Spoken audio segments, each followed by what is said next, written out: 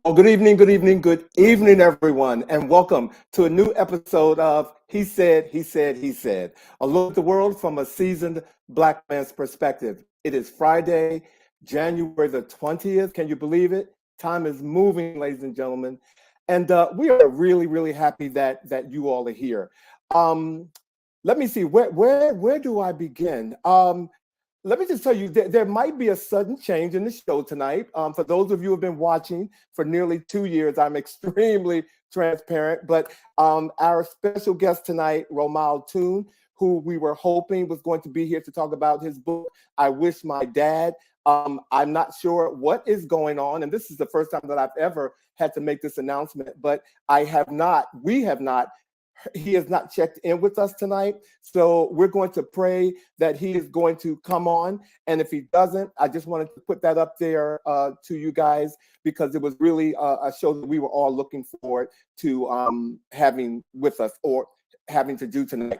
But our show is always full of surprises. So I want to share, even though we celebrated the MLK holiday, Martin Luther King Jr. holiday this past Monday, we want to continue the celebration by acknowledging another man who played a significant role in the civil rights movement during that time in 1963. And we're going to do that in our chat tonight. We are honored for this opportunity to have a special guest with us tonight. So, you all sit tight because I'm sure it is going to blow your mind. And while I have your attention, on Friday, the 24th of February, that will be our 2-year anniversary. That's right. He said, we'll be celebrating 2 years, ladies and gentlemen. And for those of you who have followed us for the first year, we had an anniversary show and we invited some of you to participate. We're going to do the same thing again. Some of you, I have your email addresses, so look forward to an invitation coming to you, and hopefully you can join us on our anniversary show. Well, without further ado, I'm always ready to get them in here, ladies and gentlemen. So if you all are ready for the chat, let's go ahead and go to the chat so I can get my guys in here.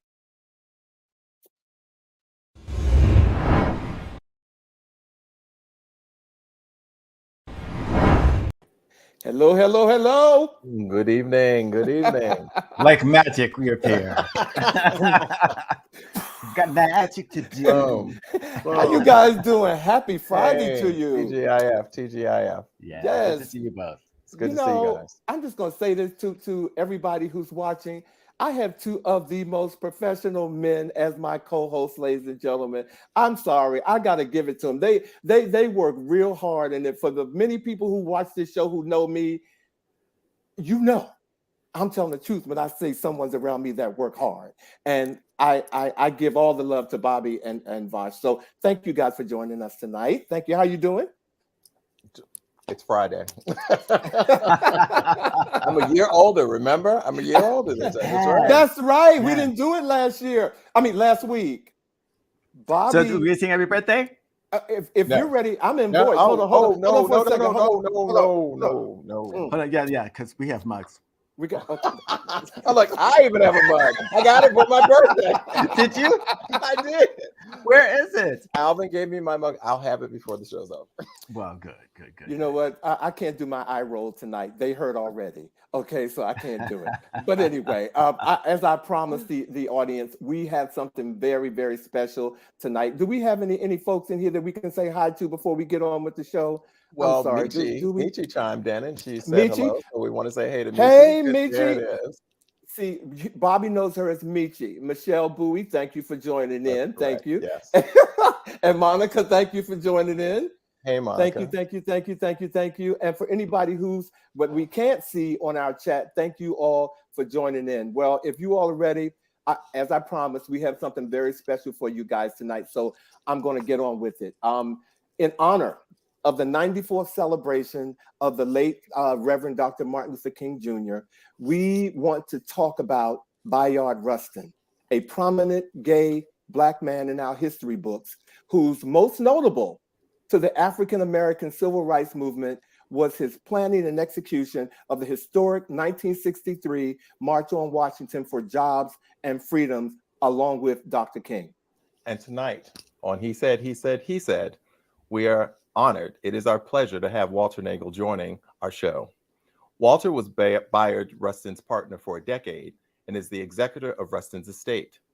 He directs a small private foundation and works with groups seeking to lift up Mr. Rustin's name and his accomplishments. He is an administrator on the Facebook page, Brother Outsider, The Life of Bayard Rustin. Walter Nagel was one of the first LGBTQI partners to accept a Presidential Medal of Freedom on behalf of their partner. And he co-authored Troublemaker for Justice, The Story of Bayard Rustin, the man behind the March on Washington, published by City Light Books. Please welcome to the He Said stage, Mr. Walter Nagel. Mr. Nagel, thank you for being here. How are you this evening? I am well, thank you. Thank you so much for joining us. Thank you. Yeah, Thank you for inviting me as we finish up a week of celebration of Dr. King's life and we start to move into Black History Month. Yes. Well, and I'm going to say this was really a short notice for you joining us tonight, and I just want to extend another thank you for that, for being here. And again, we said it behind stage, but it is an honor to have you here. Okay, it is. So That word. I know. So Pleasure. I'm going to go ahead and start it off. Mr. Nagel, so you met Bayard Rustin in April of 1997, and you were partnered for 10 years until his death in August 1987. How and where did you two first meet? So just a little correction. We met in 77. 77. I think you said, no, yeah, because we were together from 77 to 87. Excuse me. Okay. Quite all right. April. Hey. That's all right, ladies and gentlemen. I'm still here. I wish I could present. turn Thank you. time back. If I could turn back time. Thank Okay, you. we're Thank getting you. a little older.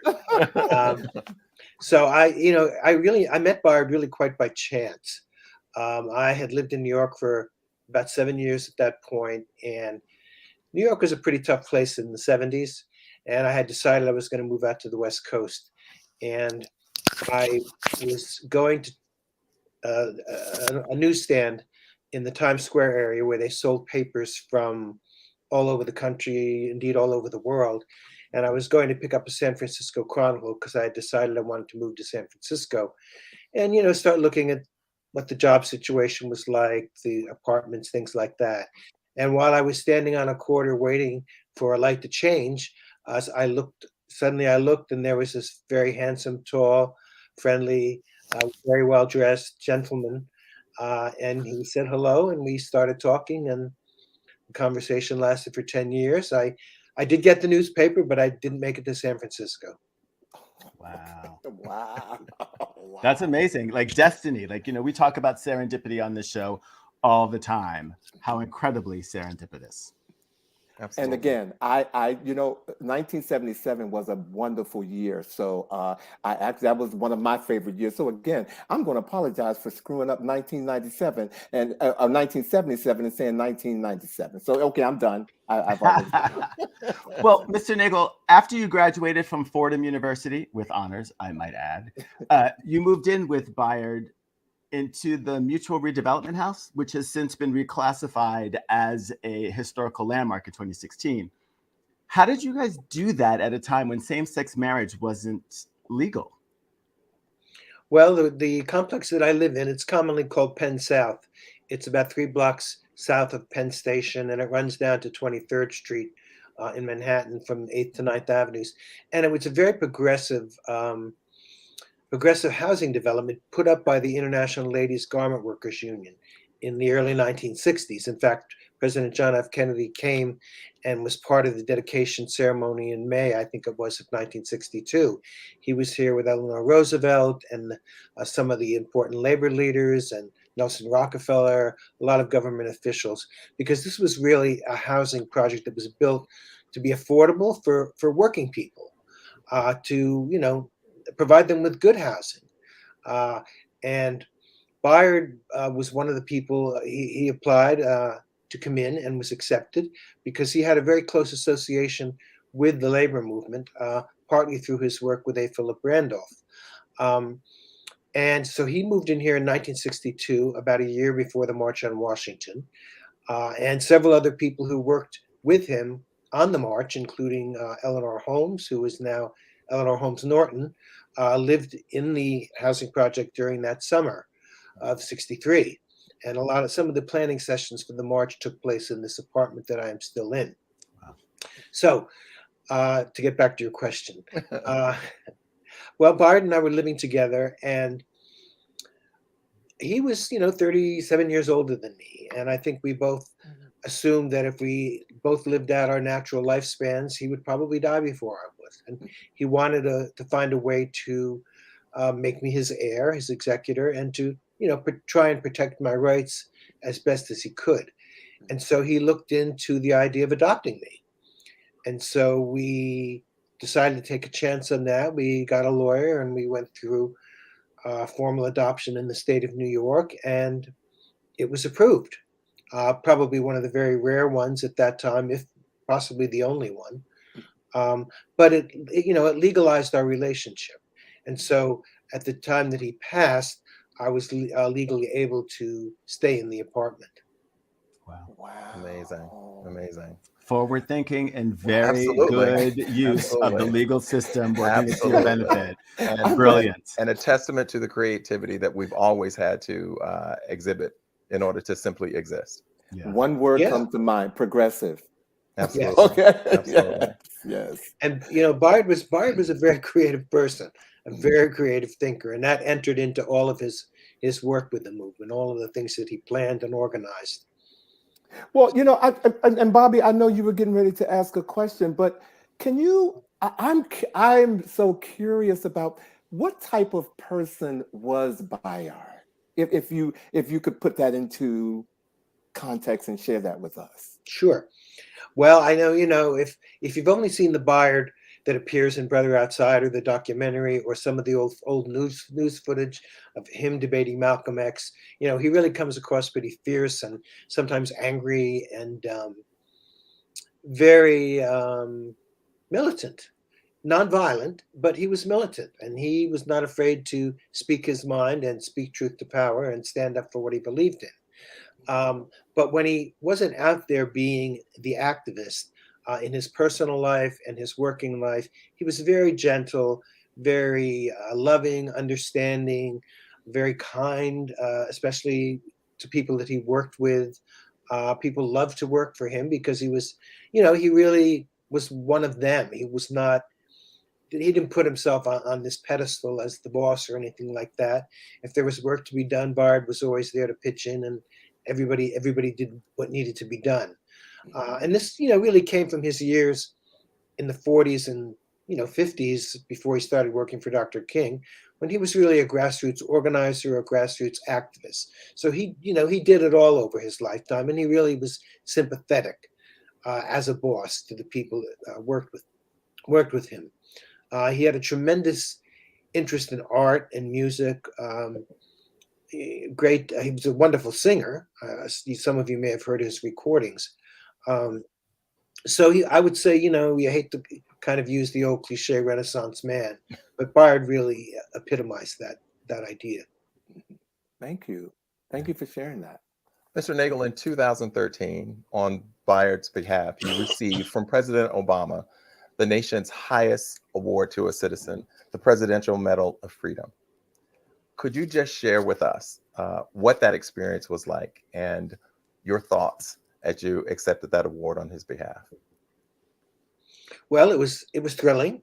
It was not something, certainly when I was growing up and before I met Bayard, it was not something that I thought that I would even visit the White House, let alone be part of a ceremony there.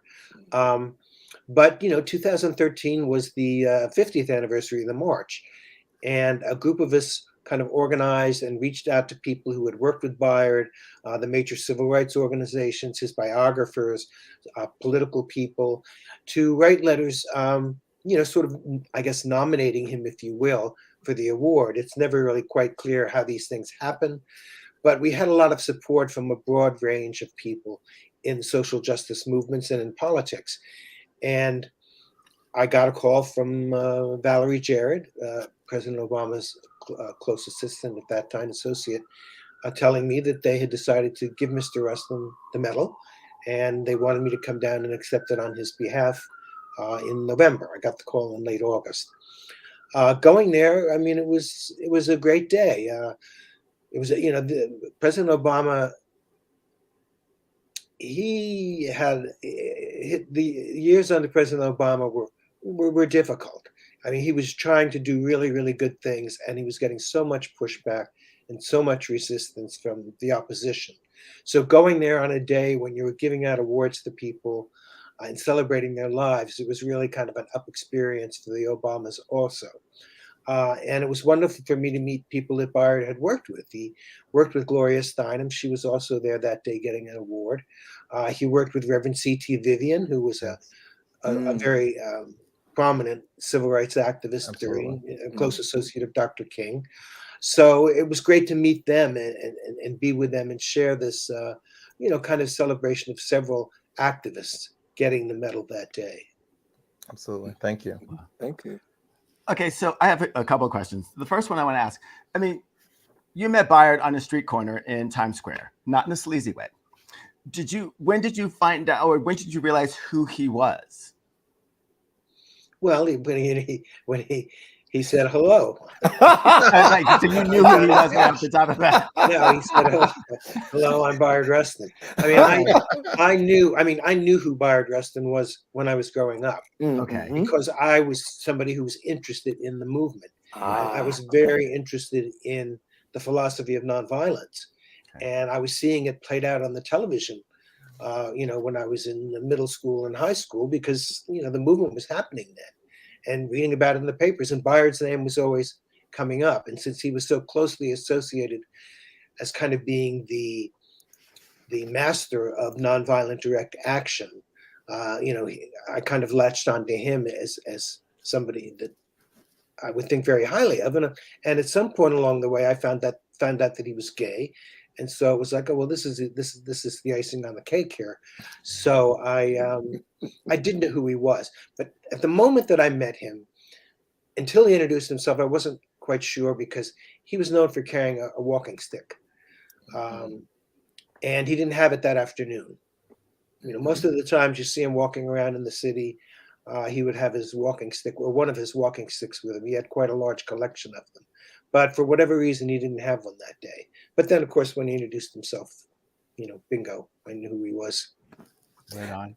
Well, as he is getting more and more acknowledgement for being the architect or the organizer for that march on Washington and on Selma, what exactly does that actually mean? What did he do that was so special? Well, I think, Bayard was somebody who sometimes was sent into exile, because, as you know, he was a gay man. He had a kind of a checkered radical political past. He had served time in prison during World War II for refusing to go into the army. So he had a lot of what we would refer to as baggage that mainstream America might not find so appealing. But at the same time, he was such a great intellect and such a creative organizer that even when he was sent into the wilds, shall we say, when he was expelled from Dr. King's inner circle in 1960, or other times, sooner or later, they would need him. They would call him back because they needed something done. And Bayard was a meticulous organizer. I mean, every little thing that needed to be looked into, he would start jotting it down on paper in his handwriting, and eventually one of his assistants or somebody would type this up. So if you look into the manuals, there were a couple of organizing manuals from the 1963 March.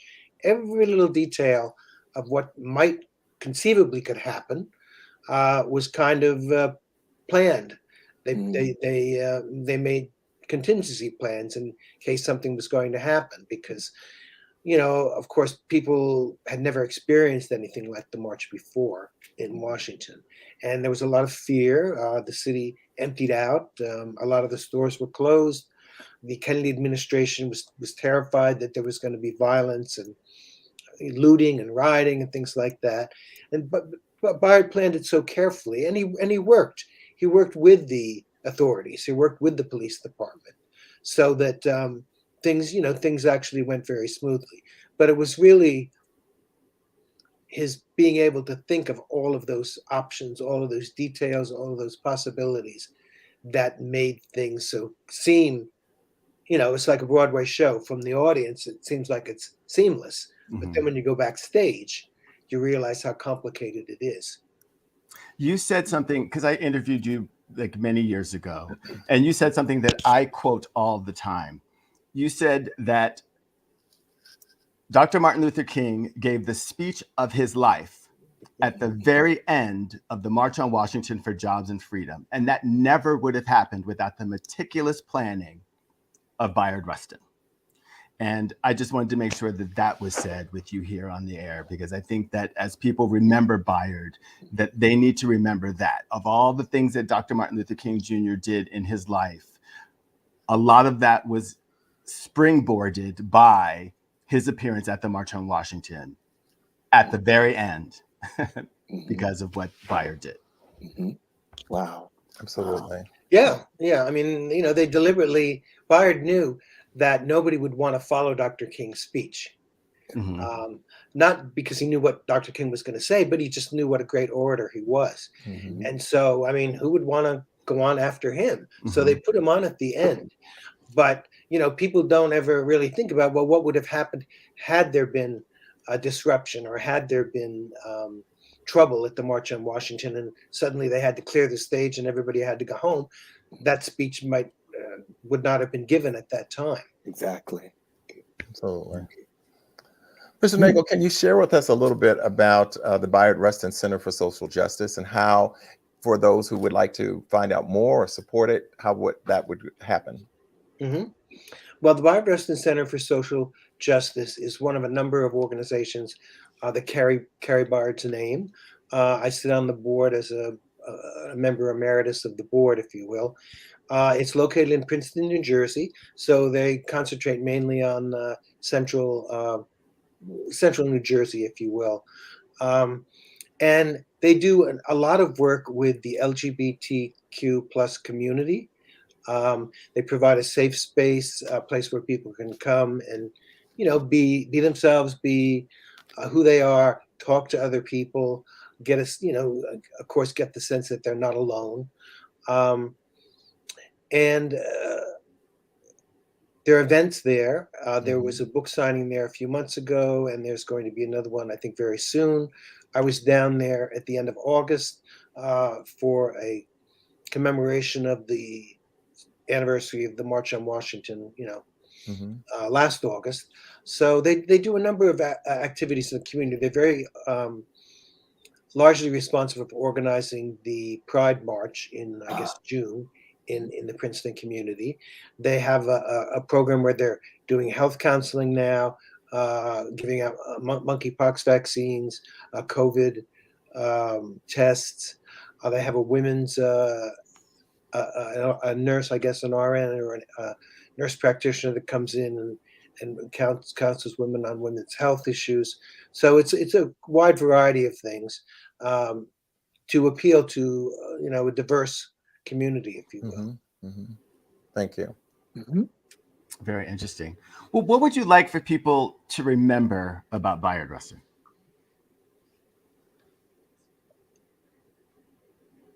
Well, I think one of the things that I like to point out to people, and that I think young people especially need to hear, and I think are inspired by, is, this is a person who was active for a good 60 years of his life in activism. And, before the March on Washington, he was out there sometimes with a very, very small group of people, getting beaten up, getting arrested, served time in a chain gang in North Carolina.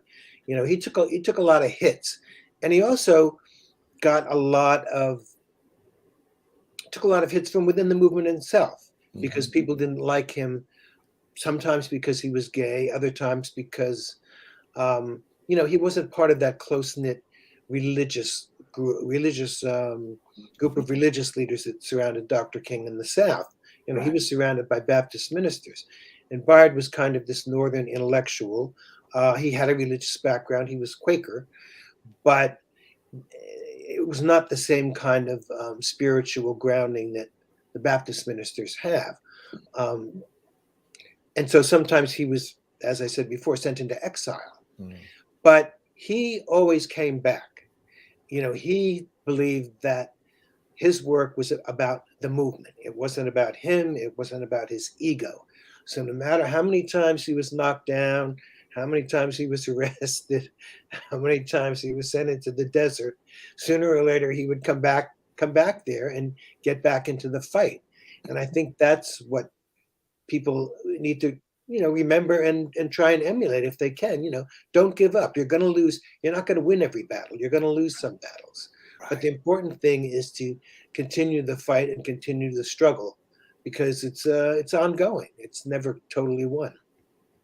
Well, thank you, Mr. Nagel. I think this is a good time to ask you, are there any events or something happening involving you and Bayard that we should know about? Well, certainly involving Bayard. This will be an interesting year. I think he'll be in the news a lot. We have the 60th anniversary of the March on Washington coming up in August of this year. There is a film that really the first feature film that President and Mrs. Obama's production company, Higher Ground, is producing. They're producing a film called Rustin, starring Coleman Domingo. And that will be coming out probably in the fall, probably, just after the anniversary of the March. So, people are looking forward to that, because, that will introduce Bayard's name to, millions of people who see the film. And it focuses mainly on the March. It really deals with the, about the 2 to 3 month period before the March, with some flashbacks to put Bayard into context. So that will be happening. And there's also going to be a new edition of Bayard's writings. We're going to be updating an edition of Time on Two Crosses. Okay. Excellent. Oops, there we go. Okay. Right. Yes. There you go. That'll probably, I think we're trying to tie that in with the release of the film. Okay. So probably in the fall. So yeah, there are a number of things that are going on and happening. There are a couple of books that came out recently that feature Bayard, if you will, in them. And the whole movement towards the movement that's being led by Reverend Barber, the Poor People's Campaign, the updated Poor People's Campaign, that's really focusing on the economic issues. And Bayard was really at his roots. That was really where he was. He and Mr. Randolph were primarily people who were interested in economic uplift for the masses. You had to deal with racism, you had to get rid of Jim Crow. But once you did that, and of course we haven't finished doing it yet, but once you did that, people still have to have good jobs. They have to have good healthcare. They have to have access to good education. And so, eventually it goes back to economics, and people are starting to see that now and write about that issue. And very often Bayard's name comes up. Well, when they make the sequel, who do you want to play you? There's a good question. That's a good question. There's a good one. By the time they make the sequel, I'm not sure it'll be who was the guy in the Bible that lived to be 900? Maybe about that time. Well, I was sure you were going to say Brad Pitt. I was just sure. Yeah, I was expecting to say Brad Pitt as crossed well. my mind.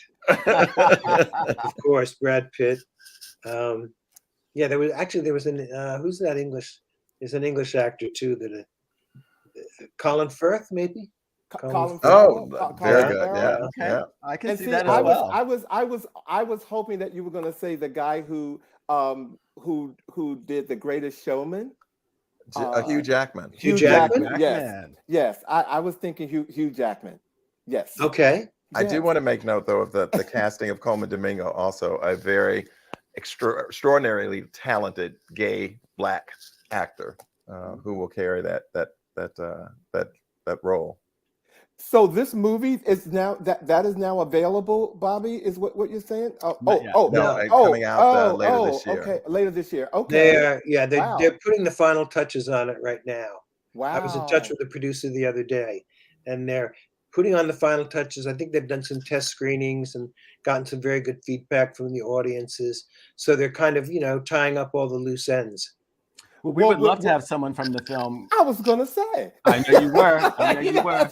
We think alike. Always Come on. thinking. Always Mhm. thinking. Well, maybe we can get Coleman Domingo to make an appearance. That'd be awesome. Let's put it in the air. Let's put it in the air. Yes, and leave your address with Vash so we can send flowers now. Because Exactly. that's how we do it on He Said, He Said, He Said. Exactly. Well, Mr. Nagel, I just want to say thank you again for joining us tonight and sharing with us tonight and talking with us tonight. And it has just been an honor once again for me. I knew who Bayard Rustin was, but now I know who he is through your eyes. So thank you. I feel blessed about that. Thank you. Thank you for having me. It's Thank been our you. pleasure. Thank you. so So much.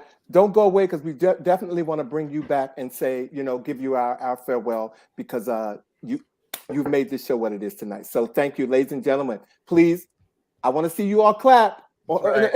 Okay, Right. for Mr. Right. Walter Nagel. Thank you Thank for you so joining much us for tonight. joining us. Thank you. Thank you so much. So everyone, I have an announcement to make. I did get a call. I'm just going to say COVID is real. COVID is real. I did get a Where's my call. mask? Can take a show guest right on out. Our show guest is in the hospital. Actually dealing with COVID, under quarantine right now. This is Romal Tune. If you all follow him like I do, he has been traveling the world, ladies and gentlemen. So we're going to have him to come on the show when he gets better, because this is a very important book. I Wish My Dad.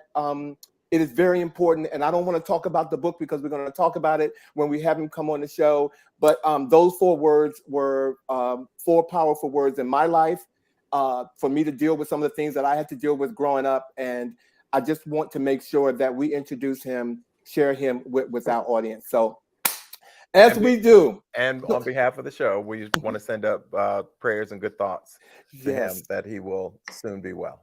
Yes, get well, Romal. And I did say that in my text because we were going through the show, because I'm Mr. Fingers over here, and I was just moving and sending him well wishes and everything. So Vash and I are going to let that go. Oh, let that go. I am Mr. Fingers. So we're just going to let it go. So you know what? I think you know what we're going to do. Ladies and gentlemen, we want to hear from you, first of all, in our comment section. If there's any one of you there that got a question for Bobby and I, Bobby, Vash, and I, don't leave Vash out, because I know y'all got how did he get out of there? Okay, no, he's still in it. If you all got any questions, please send a question to us, and we want to answer. We'll answer your question. We'll try. But so hello, Blue. Maybe not. Hello, Curry. And we have Leonard. Did we speak to them already tonight? Hey, Sean. And Derwin. No, we didn't say hello to any of them. We did not. So let's speak to them. Let me see. Samuel. He was asking the question about, I guess at one point, Mr. Nagel had said something that Mr. Rustin was sometimes perceived as angry, and I think there was a question mark as to that word there. That's what Samuel was referring to. Gay black rage is real. Yeah, and I'm gonna tell you. Oh, see, Vash, why you open up that can of worms? Because I experienced it this week, and I try to stay, this calm. week. I experienced it this week. Gay black rage. You know what I'm saying? I know. I talked to you, and you were. I mean, I was taken aback by how affected you were. Somebody just wants to know why he has a tie on as well. So I'm happy to see that you bounced back. I have bounced back. I'm going to talk about. Okay, let's talk about some of the things that impacts us and triggers. Let's talk about triggers. And one of my triggers that I experienced this week, was, first of all, I am black, I am gay, I am smart, I am, smart, and I'm kind, pretty, and I'm kind, modest. Okay. But you know what? I'm not blessed. I'm not saying this about all millennials, but don't come against me and my job, okay? And some of these millennials, I love your ideas. I love your energy. But some millennials have a way of just not wanting to work with people. And I experienced that this week, and it set off a trigger. a trigger that I try to keep, cool about. But when you question my integrity, or when you're rude to me, or when you just, actually, how about sabotage? When you go to that length because you're intimidated by me or something that I did, that sets off a trigger in me that I don't even, sometimes I don't even want me to see it. So, triggers, they are real, and we have them, and we have to manage them. Make a note of that. And this show is brought to you by Pocket Shank. Yeah. You never know. Exactly. I'm like, make a note of that. Don't want to do that. Well, I don't think any of us want to be disrespected. You know No, what I'm saying? absolutely, I don't think, and that's what it's really about. Yeah. We don't, I don't care who you are. I don't think you want to be disrespected. Yeah. No.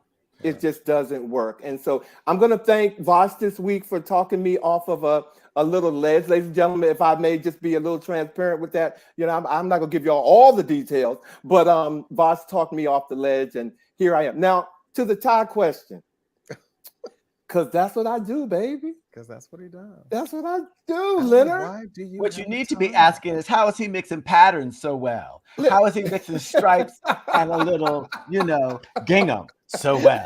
That's what you need to be asking.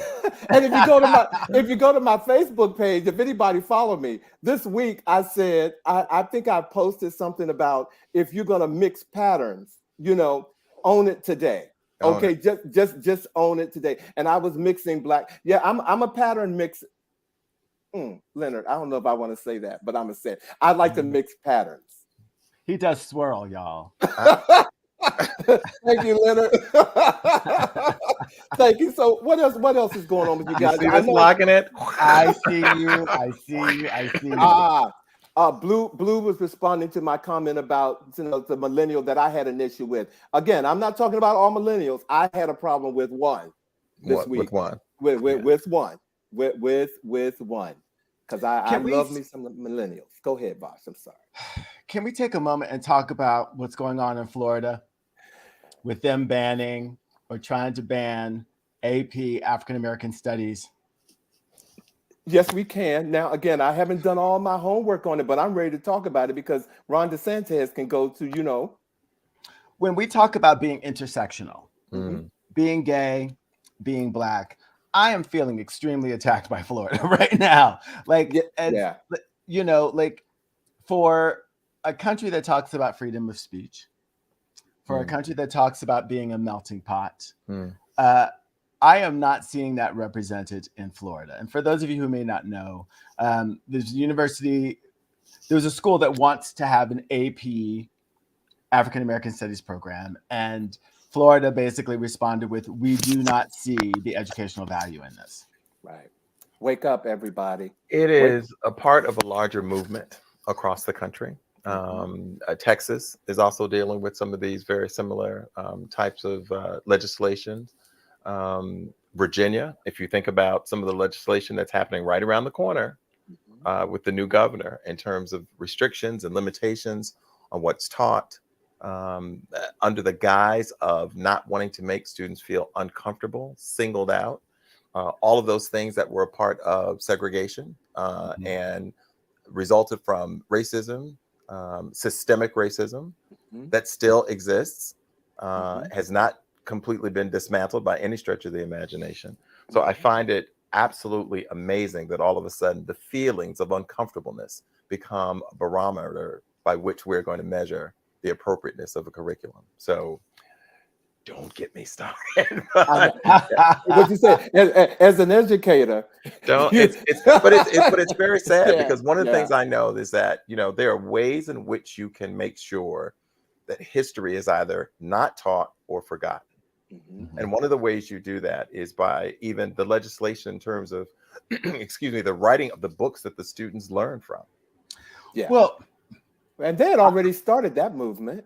Yes. Last summer there was a request made, legislation put forward to even label or discuss slavery as involuntary. It was called voluntary Relocation. Relocate, involuntary relocation, or something. An Like internship. You're just like, stop it. Just Stop it. Right. stop it. Apprenticeship. But And what I will voluntary say to you is, relocation I apprenticeship. have even decided, and this is a hard one because I love warm weather. Anybody who knows me knows that I love warm weather. Yeah. But I have literally declined going to Florida a couple of instances in terms of conferences or just even pleasure as a result of just not wanting to support that economy in its current state. Well, it's funny. I went to Florida last September, and you know, Fort Lauderdale, which is to me gay Wizard of Oz. And I just, you know, I didn't think about it, you know what I'm saying? But, you know, after I got home, you know, and I hadn't been to Florida in years, and I thought, you in Florida? I'm not supporting it. I'm not, yeah. I didn't go to Texas. Yeah. No, Texas and Florida and Arizona don't plan to visit. Not doing it. I have no desire to do that. I'm not even doing a layover there. How about that? Wow. Well, you may have to choose carefully where you fly, because well, where I normally fly, they don't go nowhere near Florida. All righty. So, locking it again. Leave it alone. Nowhere near. Since we're talking, you know, crazy folks, and how about this Republican Representative Santos? Is it Santos in New York? Yes. And today it came out that he was a drag. He has performed in drag. Did you see that? Yes. The problem that I'm having with that is not the fact that he performed in drag. I'm having a problem with you're denying that too. Okay. And has voted for legislation, anti-gay or LGBTQIA legislation. As like, you know, he is the ultimate representation of self-hatred. Well, why can't they get him out? Why? Because they voted him in? What? You cannot get rid of, when you vote a congressperson in. You can't get him out because you don't like him. You can't. There's no recourse for getting rid of them, except for the Congress to vote to get rid of them, and it has to be done by a certain percentage vote, or some type of actual criminal confirmation that he's lying or he embezzled, or like all of which could be possible given his record as of now, because there's even question about the misuse of funds.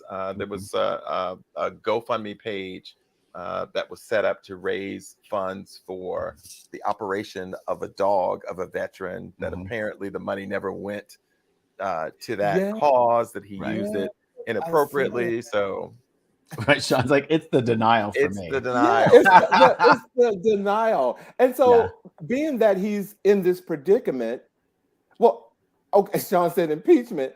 Being that he's in this predicament and he's already elected, can he serve on anything? He's already been assigned committees. Oh my gracious! He's been assigned committees. Yeah, it's like, for me, you also have to watch who within the Republican Party is befriending him, right? And who, Marjorie Taylor Greene. They're on a committee together, as I understand. It's all the people that you already think need to be gotten rid of that are embracing him and welcoming him in. Absolutely.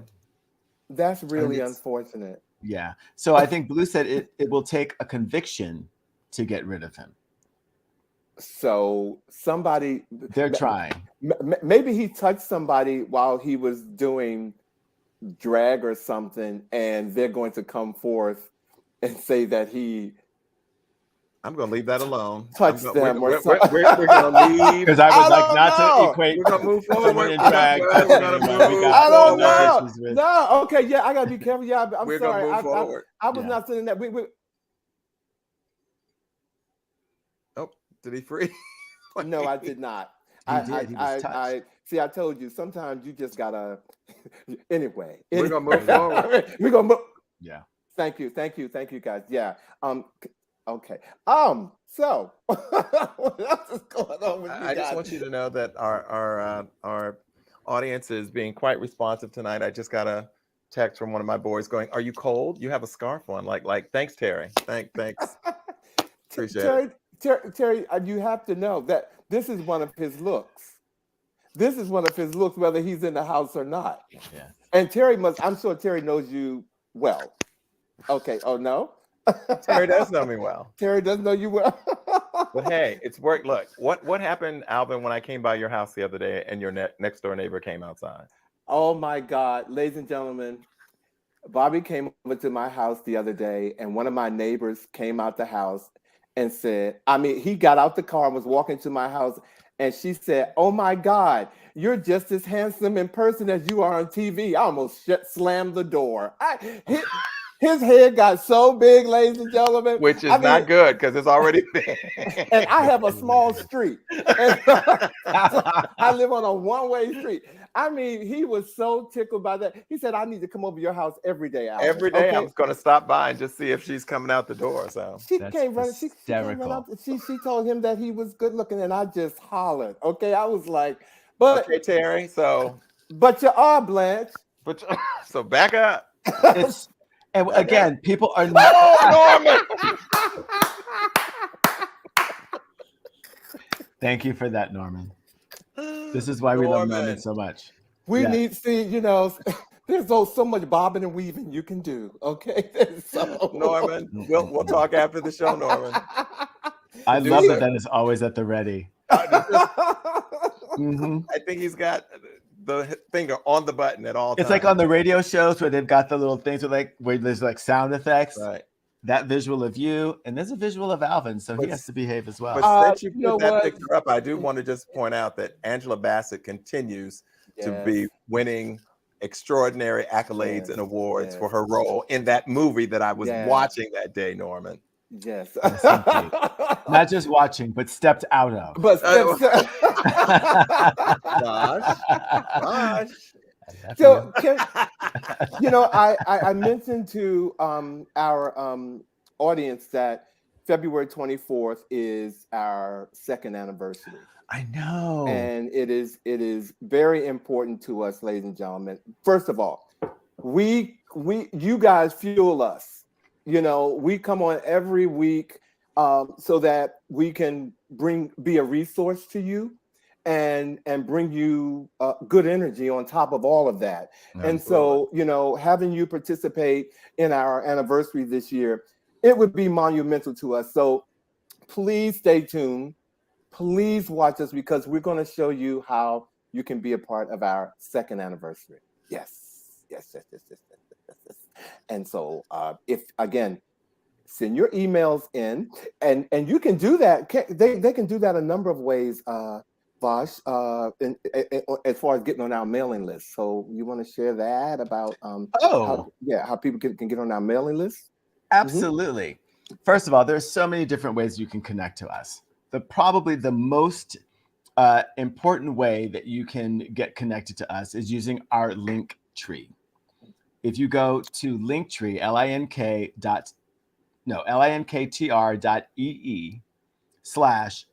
linktr.ee/he said, you can go to our Linktree page and you can get connected to every one of our social media pages or aspects of our page so that you can see us on every platform, right? You get to decide whether or not you want to be, and I'm going to show this to you. You get to decide whether you want to see us on our website, which is probably the best way to get connected with us. Mm-hmm. Our website has a link to every show. You get to see show clips that have been created. You get to see full episodes. We'll be having articles there, etc. You can connect to us on our Facebook page, on YouTube, Instagram, Twitter, or our podcast. I'm not sure if many of you know, this show after tonight will be uploaded to podcast. So you don't even have to see us. You can just listen to us. If you know people who are out and about who would like to be connected to He Said, or you think should be connected to He Said, please send them our Linktree address, linktr.ee. He said. So if you go to our webpage, you can get connected on our blog and subscribe. And that way, every time we put a new episode up, you'll get alerted in email. You'll be able to come and listen to us, watch us. You can even send us messages there that we can connect to. Or you can email us at he said live@gmail.com.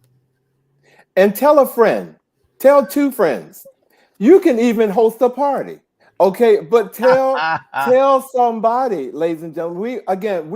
We find so much joy in bringing this show to you. And for anybody who have attempted to do something like this, you have to know that a lot of work goes into what we do on a weekly basis. And so, when we have these moments, for example, our special guest who, unfortunately has come down with COVID and couldn't be with us tonight, we have to redirect and keep it going, ladies and gentlemen. And we have to do that. Have to do it with you in mind. So Absolutely. again, tell a friend. And, and for those of you all that have been asking, yes, Bobby is going to be a part of the new promo. Okay. It takes a while to have to, look, neighbors are giving him just own it. kudos. I'm on probation. Just own it. No, Like, you all are like, we don't know if we want to keep this one. So. Look, I'm waiting for the check to clear. And look, you've gotten so many compliments. I mean, yes, I'm gonna put him on blast. Sean Holmes, he has just given you so many compliments, and I've told him you Thank are you, coming. Sean. You are coming. A welcome addition to this team that Vash and I have created. So Thank you so much. welcome. But he is going to be on a promo. But it takes a while because we like to do everything without airbrush. So that's how we do it. Mm-hmm. If I can also say, we are still collecting subscribers to our YouTube channel to win that very, very, very special box and package from Chef Cottrell. Oh, yes. And there have been some of y'all who have been subscribing. LaShonda Wright, let me just say that we saw you subscribe. Excellent. Judy Henderson, we love you, and we haven't seen you in the show tonight. I'm calling you out, but we saw that you subscribed. Rodney, Jonathan Mitchell, Rudy Jenkins, we see you. Absolutely. So everyone, if you want to be entered in for the giveaway for the Chef Cottrell luxury package, which includes oils and soaps and the cooking pots and all that good stuff. Yeah. You want to go to our YouTube channel, which you can access from our link tree, and subscribe, because we want to give this away, and we're going to give it away really, really soon, and we want you to be entered into it. And I want to say also, because for someone like me, and I'm not saying who out there, who can be sometimes technologically challenged, I just want to say, for me, when I first went to our own YouTube channel, the page, I had difficulty finding the most current shows. Like, there were archives of some of the older shows. So what I want to remind people is, if you go to the YouTube page channel, click on the little button that says live. And once you click on that, all of the most current shows will come right up for you. I actually changed that because of you, Bobby. Oh. Now, if you go to our channel, there will be a thing that just shows you all the full episodes. In other words, he was like the technologically challenged one on our team, who brought it up several times, because I kept saying, I can't find our own shows. What's going on? See, I see the world from a place of who is not like me, and let me welcome them in. Oh, thank you. Thank you for inviting me into your world. I did. He is so nice. He is so nice. Well, Shady is what I was thinking, but nice will also. Well, I want to talk about next week, ladies and gentlemen, because we have another very special guest, and I'm going to call her and make sure that she's okay, ladies and gentlemen. But tell her to wear a mask. I'm going to call her tonight as soon as I get off the phone and say, how you doing? But next week we have someone. I'm going to talk about the business side of her. We call her the Renaissance woman. She is a lodging entrepreneur, magazine lifestyle editor, publisher, author, and the CEO of the Aquava Bed and Breakfast Inns. One of them happens to be on 16th Street here in Washington, D.C. It is one of the only Black-owned establishments along the entire 16th Street quarter, ladies and gentlemen. Wow. She also has one in Brooklyn, Cape May, Louisiana, New Orleans. Yep. And so she's going to be here. And on a personal note, her name is Monique Greenwood Polk. On a personal note, I am sitting in this chair because she told me you can. And we're going to dive into that next week. She is just a phenomenal woman in so many ways, and we are so happy. And I'm sorry, and she even has a line in Macy's based on her bed and breakfast, then. So and she's one going to be here she next went week. To high school with. And say it again. She went to high school with you? Wow. I have known Monique since high school. Wow. And and since we have the NNPA on here, one of the first big shows that I did was Fairchild Publications hired me to direct a show, or The Soul of 7th Avenue, where I honored every top Black model in the world, from Iman to Naomi Campbell. And this was for the NNBJ conference in New York City. That show catapulted me to new heights, and it's all because Monique said he can. And in addition to being a very successful business owner as well, she also served as the editor-in-chief of Essence magazine. That's right. That's right. So next week she will be here, ladies and gentlemen, and we are so excited about that. Well, guys, look, I got to give you all kudos again. We bobbed and weaved tonight. One must always know how to zig when you have to zag. You better go ahead. Although Norman told me don't move. Yeah, we'll work on that. because your mic is rocking. Don't move. My look is messing up the mic, I guess. So he's like, don't move. Well, I want to give you all the words of the week. I'm not going to save them because I actually pulled them from the book, I Wish My Dad. What happens in the past is a part of you, but it doesn't have the right to control you the rest of your life. Healing happens when you confront the reality of what was, and when we grieve it, forgive ourselves, and express gratitude for the life we have today. And that was an excerpt from I Wish My Dad by author Romal Tune. We are wishing you well, Romal, and that you get better. And we want COVID to, we rebuke it on all fronts. So, right now. But thank you for calling in and let us know how you're doing. So, ladies and gentlemen, thank you for joining us tonight. We love you. Hey, Alma, and we can't wait. Hey, Michelle, thank you all for joining us. And we can't wait to see you all next week on our new episode of He Said. He said. And thank you, Mr. Nagel. Thank you, Mr. Nagel, for joining us. You guys have a great weekend, and we'll see you next week. See you guys. Thank you so much.